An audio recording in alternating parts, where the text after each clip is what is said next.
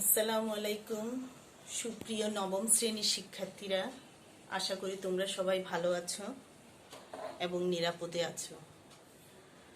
আজকে আমি তোমাদেরকে হিসাব বিজ্ঞানের জাবেদার বাকি অংশ নিয়ে আলোচনা করব। গত ক্লাসে আমি তোমাদেরকে জাবেদা কাকে বলে, জাবেদা কয় প্রকার, জাবেদার বিবিচ্য বিষয় বা নিয়মাবলীগুলো নিয়ে আলোচনা করেছিলাম। আজকে আমি তোমাদেরকে এই জাবেদারে বাকি অংশ নিয়ে আলোচনা করে একটা সৃজনশীল করাবো। তোমরা মনোযোগ সহকারে স্ক্রিনের সামনে বই পেন্সিল নিয়ে বসে পড়ো। আমি গত ক্লাসে তোমাদেরকে জাবেদার বিবেচ্য বিষয়ের কয়েকটি বিষয় নিয়ে আলোচনা করেছিলাম, তারপরও বলেছিলাম আরও কিছু অংশ আছে, সেগুলো তোমাদেরকে বাসায় পড়ে নিতে।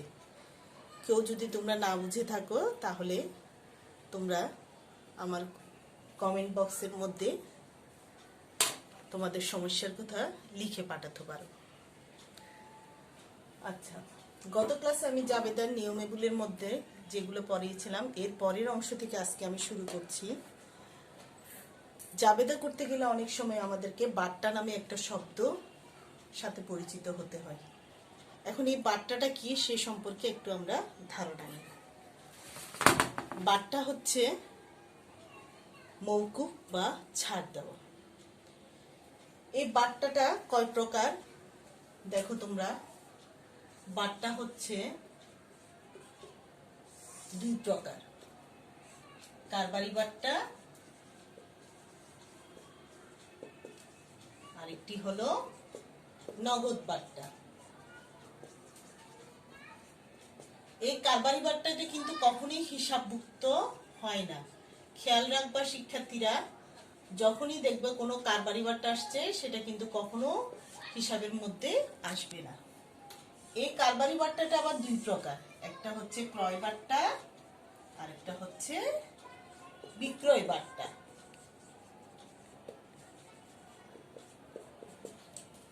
নগদ বাট্টা হচ্ছে দুই প্রকার, একটা হচ্ছে প্রদত্ত বাট্টা আর একটি হচ্ছে প্রাপ্ত বাট্টা।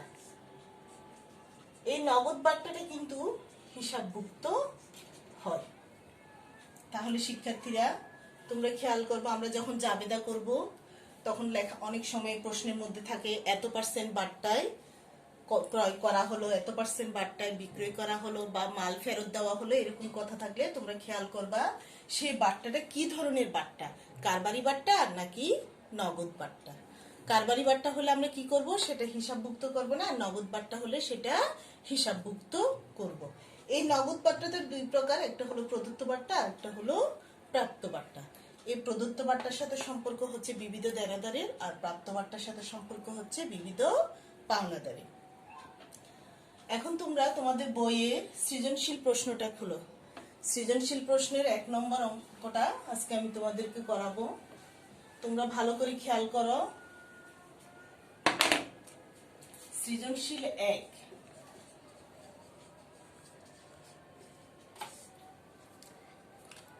তোমরা সবাই বই খুলো, বইয়ে দেখো প্রশ্নে কি বলছে। তৈরি পোশাক ব্যবসায়ী আফরোজা ফ্যাশনের 2017 সালের ডিসেম্বর মাসের কতিপয় লেনদেনগুলো নিম্নরূপ।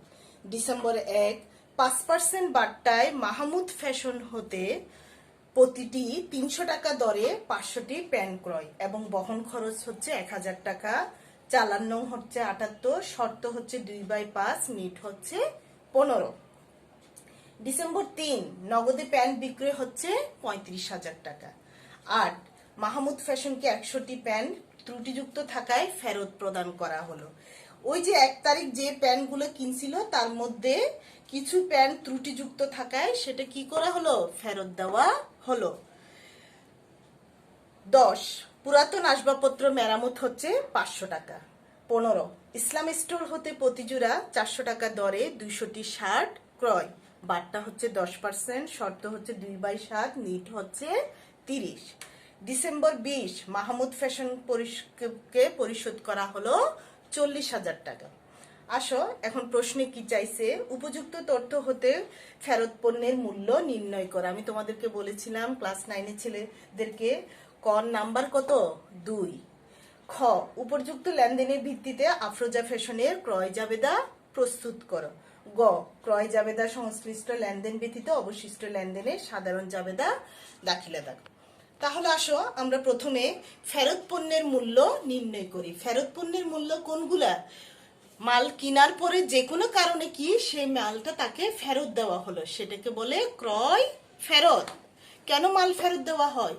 কারণ সেটা কি ফরমাইশ দিয়েছে একরকম কিন্তু মাল পাঠিয়েছে অন্যরকম, কিংবা কোন একটা প্যাকেটজাত জিনিস কিনে আনার পরে বাসায় তুমি এসে দেখলো সেটা কি ছিদ্র হয়ে গেছে কিংবা ডেট ওভার হয়ে গেছে, তখন তুমি কি করবা?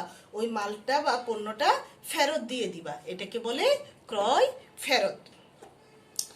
আসো শিক্ষার্থীরা, আমি তোমাদেরকে সবসময় বলি আমাদের ক খ গ এর ঘরগুলো তোমরা একসাথে করবা, কারণ একসাথে করলে পরীক্ষার হলে তোমাদের কিছুটা সময় হলেও বাঁচবে।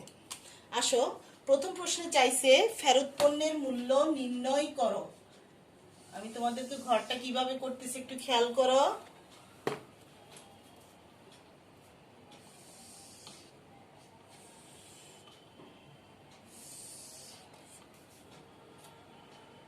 তারিখ, বিবরণ, টাকা, টাকা। তারিখ, বিবরণ, টাকা, টাকা। খতে চাইছে ক্রয় জাবেদা প্রস্তুত করো। প্রত্যেকটা ঘরের কিন্তু আলাদা আলাদা ঘর, ক্রয় জাবেদার ঘর কিন্তু আলাদা। ক্রয় জাবেদার ঘরে দেখো, খ হচ্ছে ক্রয় জাবেদা। ক্রয় জাবেদার ঘর কয়টি? ক্রয় জাবেদার ঘর হচ্ছে, দেখো খেয়াল করো, তারিখ, ক্রেডিট হিসাব খাত,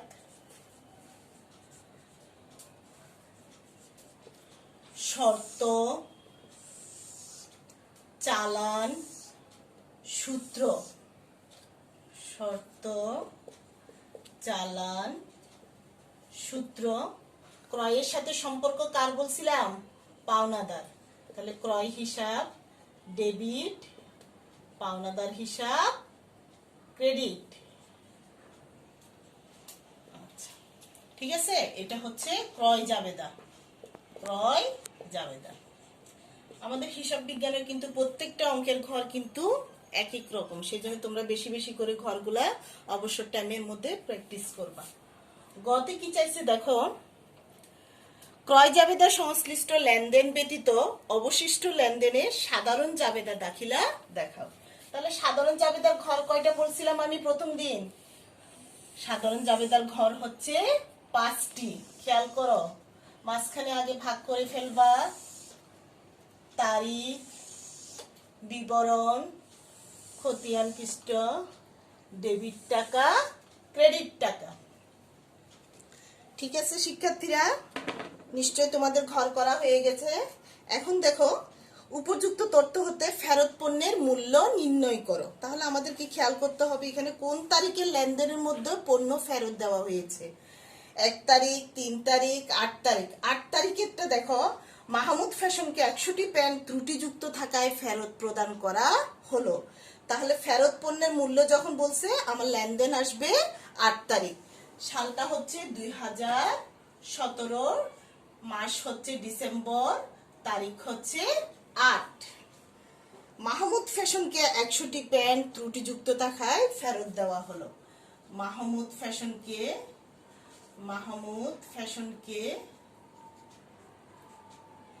ফেরত দেওয়া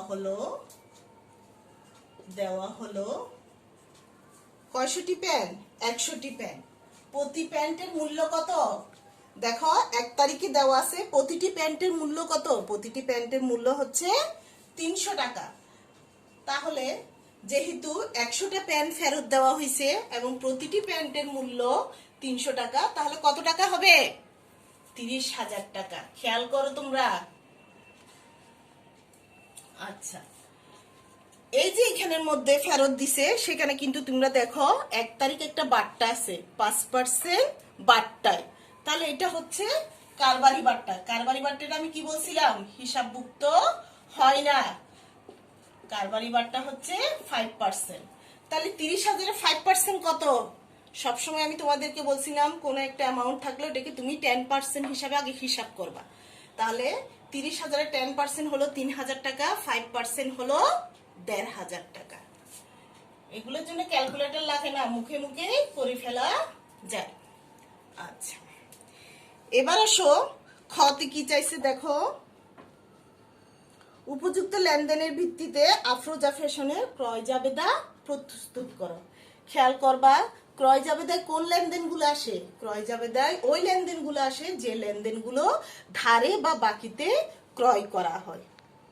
তাহলে তোমরা খেয়াল করবা বন্ধুরা, যে লেনদেনগুলো ধারে হইছে বা বাকিতে হইছে সেই লেনদেনগুলোই ক্রয় জাবেদার মধ্যে অন্তর্ভুক্ত হবে। তাহলে আমরা প্রশ্ন দেখি কোন কোন তারিখের লেনদেনগুলো ধারে হইছে। খেয়াল করো 1 তারিখ কি বলছে দেখো, 5% বাট্টায় মাহমুদ ফ্যাশন হতে প্রতিটি 300 টাকা দরে 500টি প্যান্ট ক্রয়, এবং সেই প্যান্টগুলো আনতে বহন খরচ মানে কি গাড়ি ভাড়ার খরচ লাগছে 1000 টাকা। আচ্ছা, তাহলে আসো আমাদের নামটা হচ্ছে কি 2017 ডিসেম্বর 1, প্রতিষ্ঠানের নাম হচ্ছে মাহমুদ ফ্যাশন হিসাব, মাহমুদ ফ্যাশন হিসাব। আচ্ছা, তাহলে প্রতিটা কত টাকা দরে? প্রতিটি 300 টাকা দরে 500টি প্যান্ট ক্রয়। তোমরা চাইলে এটা একটু টিকা আকারে দিতে পারো, যেমন প্রতিটার দাম 300 টাকা হলে রাফের মধ্যে করবা 500টির মূল্যটা আগে বের করবা। বের করে ওখানের মধ্যে তোমার কি কারবারি বারটা আছে 5% মাইনাস 5% যোগ বহন খরচ। খেয়াল করে শিক্ষার্থীরা, এগুলা তোমরা অঙ্ক করার দরকার নাই, অঙ্কের নিচে তুমি চাইলে রাফে করতে পারো, আবার ক্যালকুলেটরে করলে তোমরা লিখতে পারো যে বাই ক্যালকুলেটর। এই কথাটা লিখলে যে কোনো এক্সামিনার সেটা বুঝে নিতে পারবে। তাহলে দেখো মাহমুদ ফ্যাশন হচ্ছে এত টাকা, তাহলে 3 পাঁচা কত 15,000, তাহলে এটা কত টাকা হবে? 1,50,000। খেয়াল করো শিক্ষার্থীরা, 1,50,000 মাইনাস 5% যোগ বহন খরচ। তাহলে 1,50,000-এর 5% কত? 10% হিসাব করলে আমরা কত পাই? 15,000। তাহলে 5% হিসাব করলে 7,500। তাহলে 1,50,000 থেকে তুমি 7,500 বাদ দাও, যোগ 1,000 টাকা। ঠিক আছে, ক্যালকুলেটর নাও সবাই। 1,50,000 মাইনাস 7,500 যোগ 1,000 কত হলো? 1,43,500। তাহলে এখানে বসবে তোমার 1,43,500। শিক্ষার্থীরা, আমি এই টাকার ফিগারটা কিভাবে বের করলাম তোমরা ভালো করে খেয়াল করো। প্রথমে প্রতিটার দাম নিলাম, কয় পিস প্যান্ট নিল সেটা নিলাম, তার সাথে গুণ করার পরে যেটা পাইছি ওটার উপর কারবারি বাট্টাটা বাদ দিলাম। বাদ দেওয়ার পর আমার যে বহন খরচটা থাকবে সেটা অবশ্যই যোগ করতে হবে। এইভাবে তোমার ক্রয় জাবেদার কোন একটা মাল ক্রয় করলে এভাবে বের করতে হয়। তারপর দেখো এখানের মধ্যে চালান নং আছে 78, আমাদের এখানে চালান নং আছে 78। শর্ত হচ্ছে 2/5, 2/5 নিট হচ্ছে 15। আচ্ছা, এরপর দেখো 15 তারিখ ইসলাম স্টোর হতে প্রতি জোড়া 400 টাকা দরে 200টি শার্ট ক্রয়, বাট্টা হচ্ছে 10%, শর্ত হচ্ছে 2/7, নিট হচ্ছে 30। তাহলে ইসলাম স্টোর প্রতিষ্ঠানটার নাম হচ্ছে 15 তারিখ ইসলাম স্টোরস, ইসলাম স্টোরস হিসাব, ইসলাম স্টোর হিসাব। এটার বাট্টা হচ্ছে 10%, শর্ত হচ্ছে 2/7, নিট হচ্ছে 30, নিট হচ্ছে 30। চালান নাম্বার নাই, না থাকলে দেওয়ারও দরকার নাই। তাহলে আমরা কিভাবে বের করব দেখো, প্রতি জোড়া 400 টাকা দরে, প্রতি জোড়া হচ্ছে কত? 400 টাকা। প্রতি জোড়া মানে কি এক জোড়া সমান কয়টি? এক জোড়া সমান হচ্ছে 2টি। তাহলে 2টির দাম বলছে কত? 2টির দাম বলতেছে 400 টাকা। ক্লিয়ার?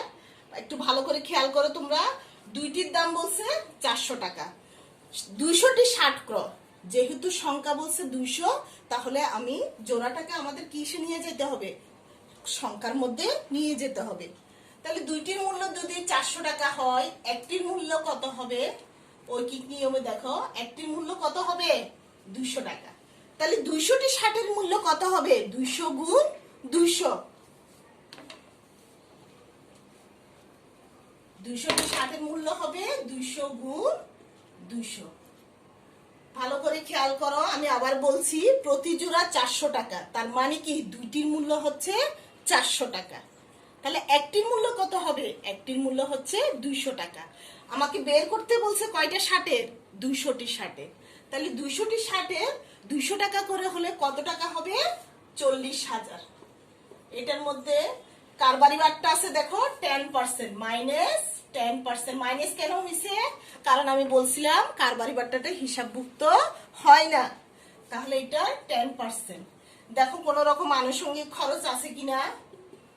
না, আমাদের এই তারিখের লেনদেনের মধ্যে কোন রকম আনুষঙ্গিক খরচ নাই। যদি আনুষঙ্গিক খরচ থাকতো সেটা আমাদের কি করতে হতো? যোগ করতে হতো। তাহলে 40,000-এর 10% কত? 4,000 টাকা।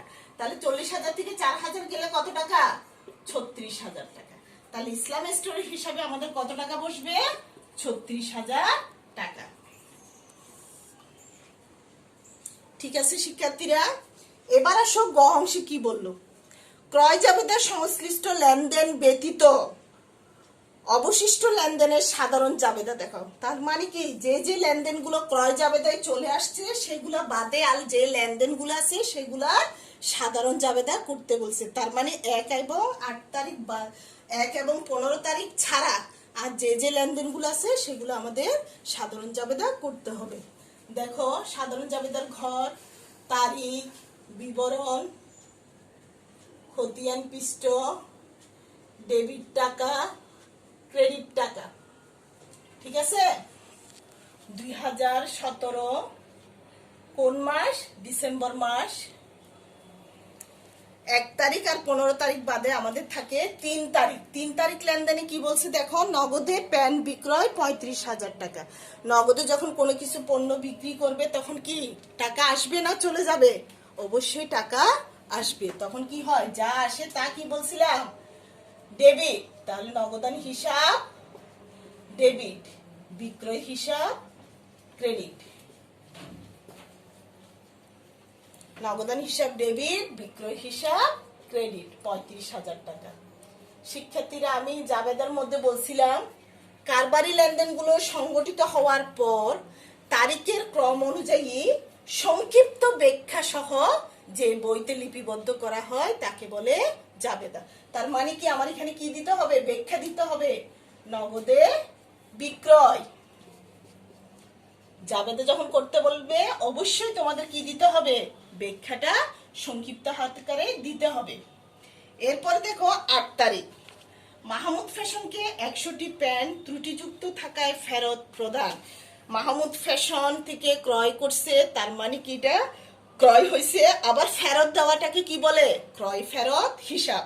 আর এখানে মাহমুদ ফ্যাশন হচ্ছে পাওনাদার, কারণ আমি বলছিলাম ক্রয়ের সাথে সম্পর্ক হচ্ছে পাওনাদারে। তাহলে ফেরত দিছে কাকে? মাহমুদ ফ্যাশনকে। পাওনাদারকে যাকে ফেরত দেয় সেটা হচ্ছে ডেবিট।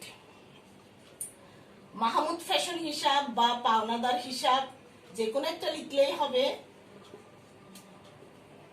ডেবিট, ক্রয় ফেরত হিসাব ক্রেডিট, ক্রয় ফেরত হিসাব ক্রেডিট,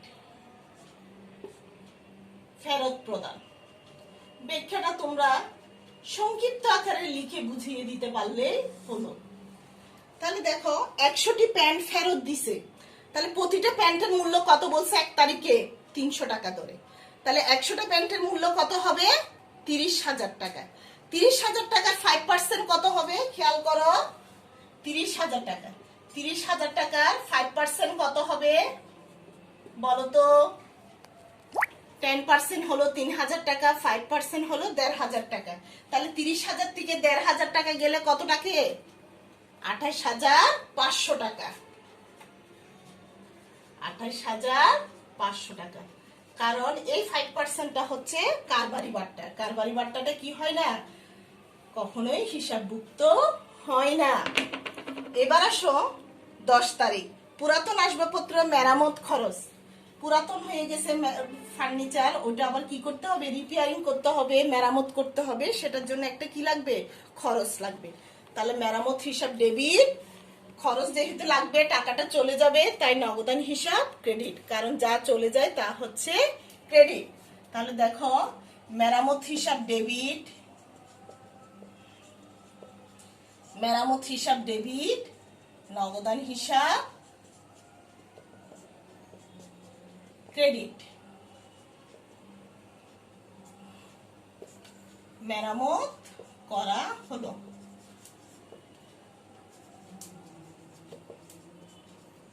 ঠিক আছে, কত টাকা হবে, 500 টাকা। এরপরে দেখো 20 তারিখ কি বললো, মাহমুদ ফ্যাশনকে পরিশোধ করা হলো। মাহমুদ ফ্যাশন হচ্ছে কি পাওনাদার, পাওনাদারকে পরিশোধ করা হলো এবং সেটা কি অবশ্যই নগদে দেওয়া হলো। তাহলে পাওনাদার হিসাব ডেবিট, পাওনাদার হিসাব ডেবিট, নগদান হিসাব ক্রেডিট।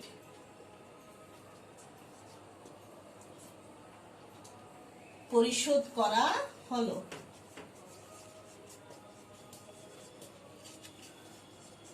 কত টাকা, 40,000 টাকা।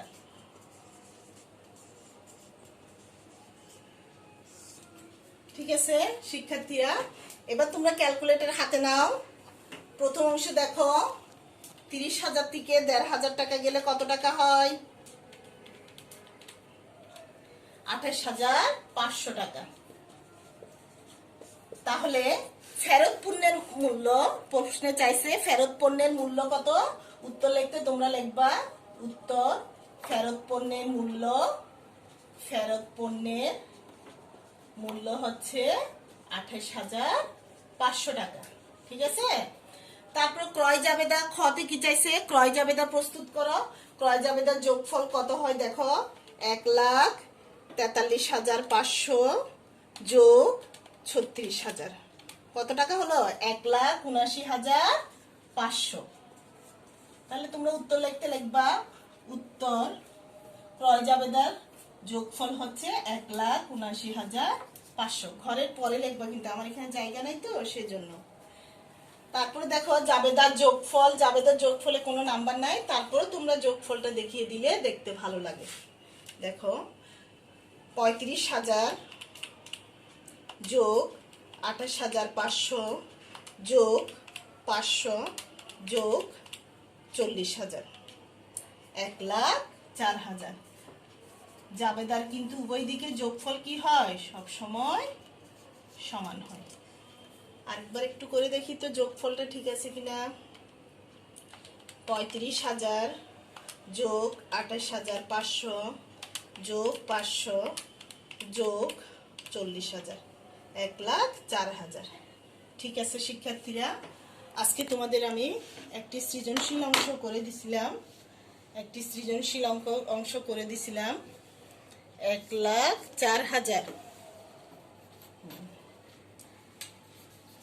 আগামী ক্লাসে তোমাদেরকে আমি আরেকটি সৃজনশীল অংশ করে দিব।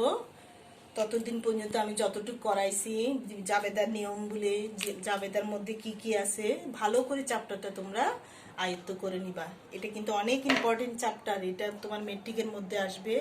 যখন তোমরা কলেজে যাবে তখন এই চ্যাপ্টারটা তোমাদের থাকবে।